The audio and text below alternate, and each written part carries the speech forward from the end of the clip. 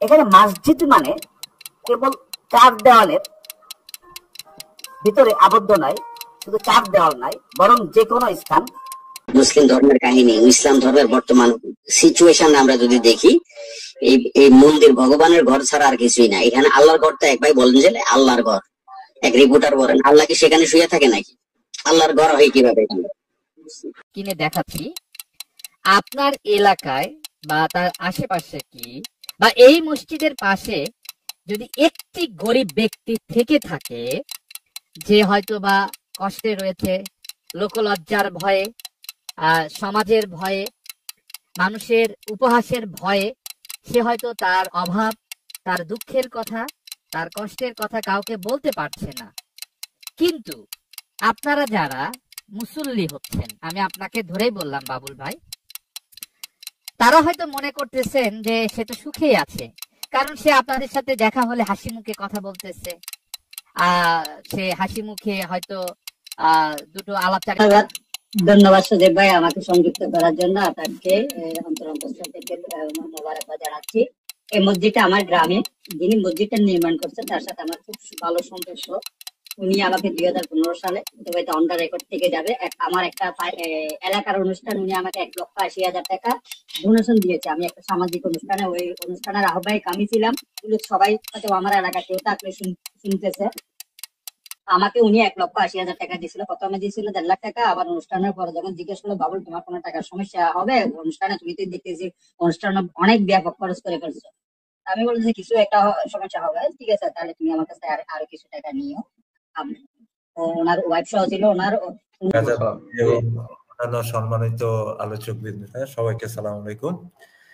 তো আমাকে কথা বলার সুযোগ দেওয়ার জন্য আবারও ধন্যবাদ জ্ঞাপন করছি আর কি। তো একাডেমিক আলোচনা অবশ্যই এখানে অনেক হুজুরা আছেন আর কি, অনেক, যেমন সুফিয়ান হুজুর আছেন, আমাদের প্রিয় আরিফুল হুজুর আছেন, বেলাল হুজুর আছেন, ওনারা আলোচনা করবেন। তবে আপনারা তো অবশ্যই একাডেমিক ওয়েতে আলোচনা করবেন এবং আপনাদের এই বিষয়ে পাণ্ডিত্য আছে বটেই।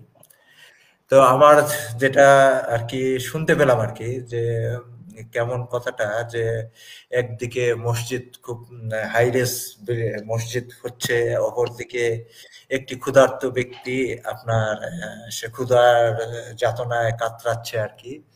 তো কোনো একজন বলছে আর কি, কোনো ব্যক্তিটা হয় সে জানি না, তবে তার কথার যে টিউন সেটাতে আমার মনে হলো যে সে এই কথাগুলো প্রায় সংশয়বাদী বা নাস্তিক যারা আছে তারা এই সকল কথা মানে আর্গুমেন্ট গুলো নিয়ে আসে আর কি।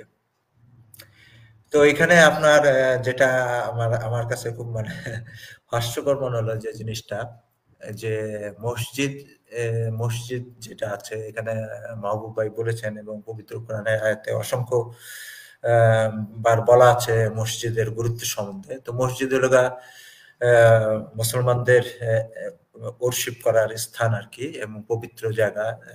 সেখানে আপনার নিরিবিলি মানুষ সেখানে তার উপাসনা করতে পারে এবং আল্লাহর সান্নিধ্য লাভের জন্য।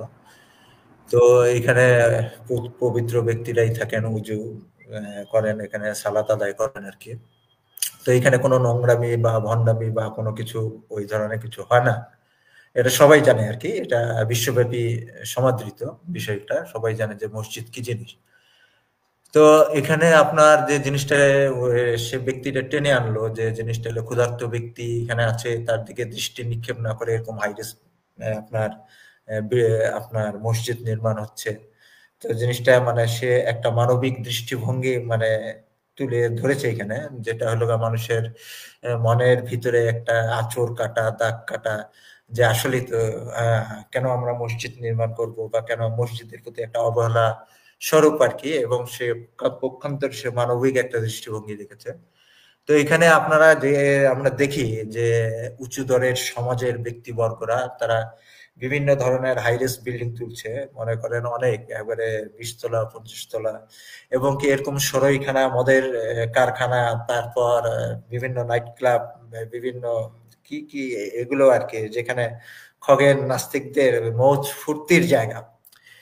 তো সেখানে তার দৃষ্টি গোচর আর গেল না আর কি, যে যেখানে অপকর্মের যে সকল ভান্ডার, যেখান থেকে দুনিয়ার যত সব অপকর্মের লীলা, যেখানে ফ্রি মিক্সিং হচ্ছে, যেখানে অবাধে নারী পুরুষের একটা আপনার কি বলে যৌনাচার হচ্ছে আর কি, যেখান থেকে শিক্ষণীয় কোনো কিছু নয়, একটা কুলুষিত একটা সমাজের একটা উচ্ছিষ্ট একটা জায়গা, সে সকল জায়গায় আপনার মানুষ রীতিমতো 10 লাখ 20 লাখ টাকা দিয়ে সাপ্তাহিক চাঁদা দিয়ে তারা ওইখানে মৌজ ফুর্তি করে।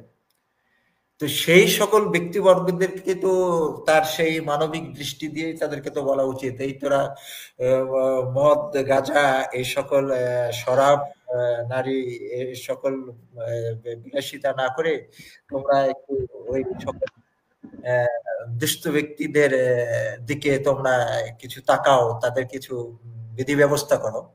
যদিও দুষ্ট ব্যক্তি যদি মুমিন হয় তাহলে তো ওই খগেনকে পেলে তো মনে করেন জুতা পেটা করবে, এই হারামজাদা তুই ওই ওইখানকার তুই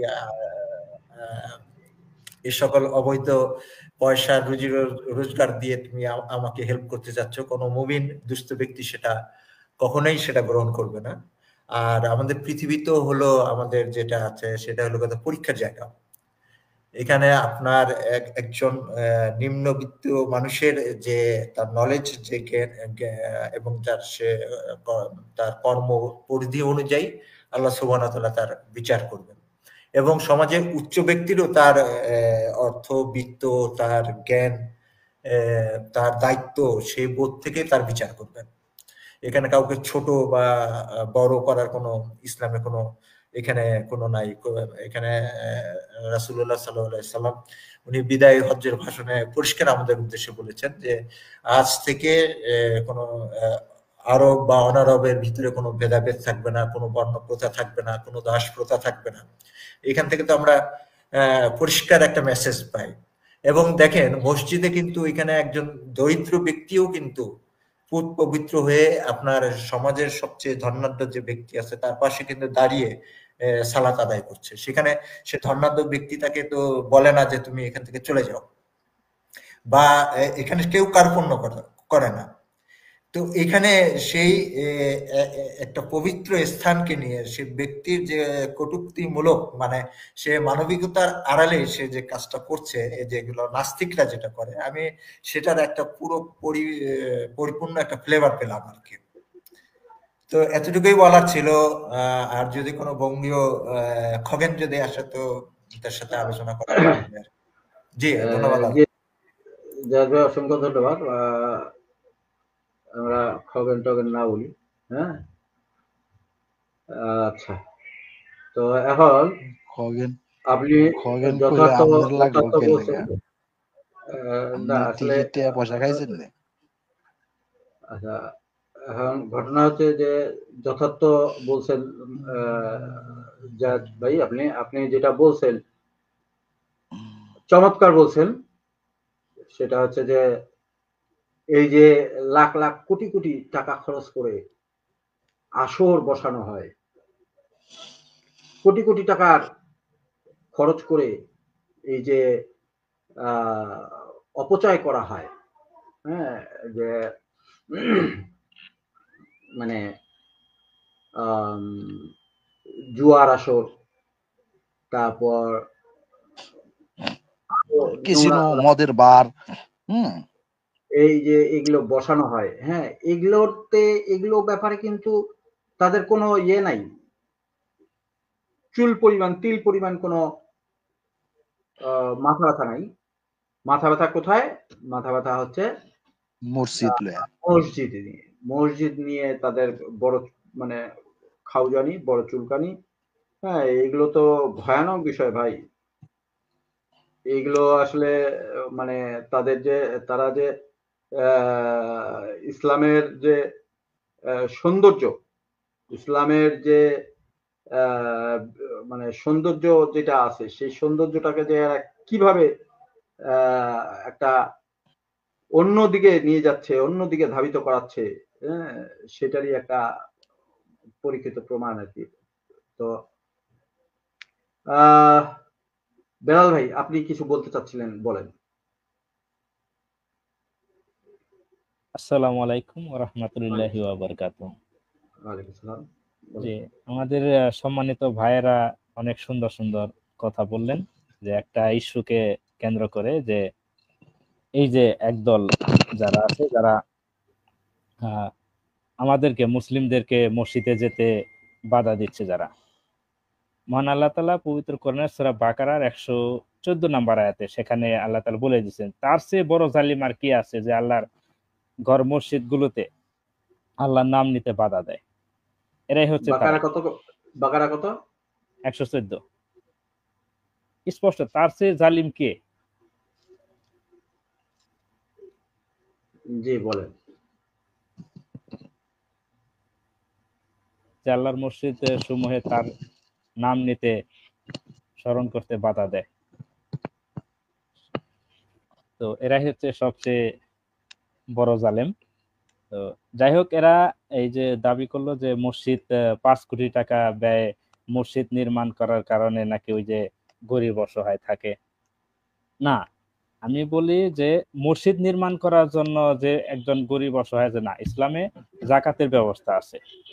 যদি আমরা যারা আছি, আমরা সবাই যদি ঠিক মতো ভাবে আমরা জাকাত দিই, জাকাত আদায় করি, তাহলে আমাদের বাংলা সমাজে, পৃথিবীতে কোনো দারিদ্রতা থাকবে না, কেউ না খেয়ে থাকবে না।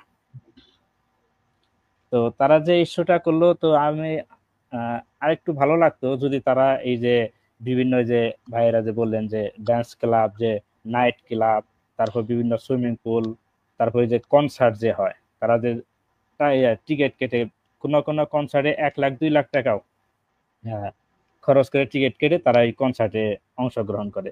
কেন? তারা কি এখানে মানবিকতা কি দেখাইতে পারে না, যে না, এত টাকা দিয়ে টিকিট না কেটে আমি কোন একটা গরিব বাবা আছেন যিনি তার মেয়েকে বিয়ে দিতে পারছেন, আমি 2 লাখ টাকা তাকে দিয়ে দেই। বিষয়টা তারা এমনটাও করতে পারেন। আর মসজিদের ক্ষেত্রে, হ্যাঁ, মসজিদের ক্ষেত্রে কি বলবো, আমার চোখে দেখা একজন ক্লিনার, মসজিদ ক্লিনার, যার বেতন হচ্ছে 600 থেকে 700 দিরহাম, সে ইমামতি করতেছে, আর মার্সিডিজ গাড়ি থেকে, রোলেক্স এর গাড়ি থেকে এসে তার পিছে এসে দাঁড়ায় সালাত আদায় করতেছে। এই যে একটা ইসলামের যে একটা সৌন্দর্য, আমরা মসজিদে সালাত আদায় করি, এটাই মানে তাদের সহ্য হয় না। আমি যেটা বুঝলাম তাদের কথা শুনে। যাই হোক, অনেক ভাইয়েরা আছেন, ভাইয়েরা আলোচনা করবেন। আমার বক্তব্য আমি এইটুকুই। জি, আজাদ। জি, অসংখ্য ধন্যবাদ বেলাল ভাই।